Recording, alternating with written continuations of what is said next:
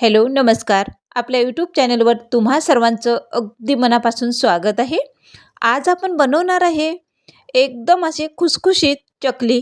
तर आपल्याला भिजवायची नाही का किंवा शिजवायची नाही, एकदम झटपट तयार होणारी एकदम अशी खुसखुशीत चकली कशी बनवायची ते बघूया. ना भिजवायचं टेन्शन, ना शिजवायचं टेन्शन, ना पापड मोडण्याचं टेन्शन.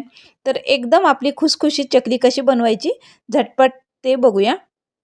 1 वाटी पोहे आहेत. याला स्वच्छ 2-3 पाण्याने स्वच्छ धुवून घेतलेलं आहे आणि आपलं पुरणचं चाळणी आहे. त्या पुरणाच्या चाळणीमध्ये आपण असे पोहे घातलेले आहेत आणि वरनं पुन्हा 2 ग्लास पाणी घातलेलं आहे, बघू शकता.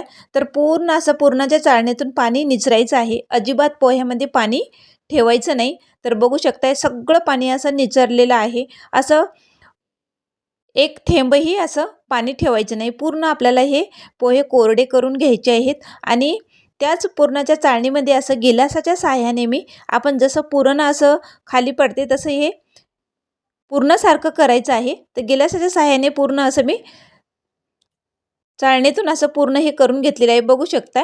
तर याच्यामध्ये अगदी आपल्याला चवीनुसार मीठ घालायचं आहे आणि अगदी थोडंसं खायचा सोडा घातलेला आहे याच्यामध्ये मी. आता हे खायचा सोडा आणि मीठ घातलेलं आहे ते व्यवस्थित असं मिक्स करून घ्यायचं, बघू शकता. या पद्धतीने छान असं व्यवस्थित सगळीकडे लागेल असं व्यवस्थित मिक्स करून घ्यायचं आहे. तर आता आपण याचा सोडा घेतलेला आहे, चकलीचा साचा घेतलेला आहे.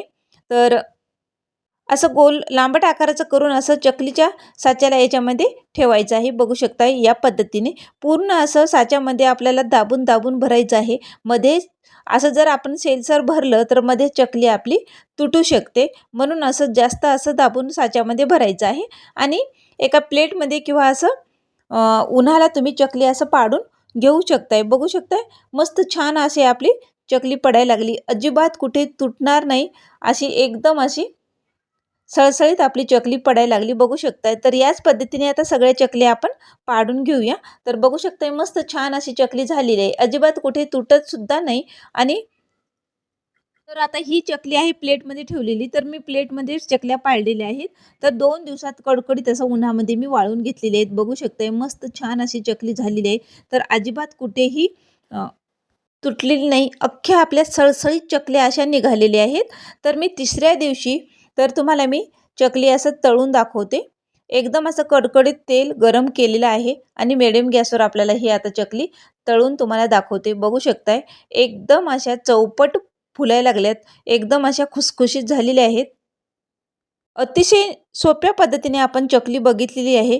तर आपण एकदा बनवायचं आणि वर्षभर आरामात खायचं आहे. एकदम चौपट फुलणारी आपली चकली पोह्याची तयार झालेली आहे. तुम्ही पण नक्की ट्राय करा.